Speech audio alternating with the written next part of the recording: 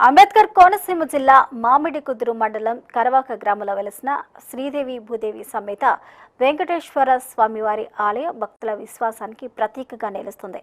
సుమారు 50 ఏళ్ల క్రితం గ్రామానికి చెందిన డొక్కాడి సత్యనారాయణ అనే పూజారికి కలలో వెంకటేశ్వర స్వామి దర్శనమిచ్చి కరవాక సముద్ర తీరంలో తాను వెలుస్తున్నట్లు చెప్పారని గ్రామస్తులు చెప్తూ ఉంటారు. దీంతో సత్యనారాయణ గ్రామస్తులతో కలిసి సముద్ర తీరానికి వెళ్ళగా శ్రీదేవి భూదేవి సమేత వెంకటేశ్వర స్వామి వారి విగ్రహాలు కనిపించాయని తెలిపారు.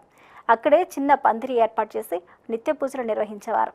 అనంతరం వైనతీయ నదీ తీరంలో స్వామివారికి చిన్న ఆలయాన్ని నిర్మించారు. సత్యనారాయణ మరణం తర్వాత ఆలయ నిర్వహణ బాధ్యతలను గ్రామస్తులే చేపట్టారు. అయితే వర్షాలు వరదల సమయంలో స్వామివారి విగ్రహాలు నీట మునుగుతూ ఉండటంతో శాశ్వత ఆలయం నిర్మించాలని గ్రామస్తులు సంకల్పించారు. ఇప్పటికే భక్తులు గ్రామస్తుల సహకారంతో ఆలయ నిర్మాణానికి పునాది పనులు పూర్తయ్యాయి. ఆలయాన్ని అంగరంగ వైభవంగా నిర్మించేందుకు భక్తులు తమ వంతు సహాయం అందించాలని గ్రామస్తులు కోరుతున్నారు.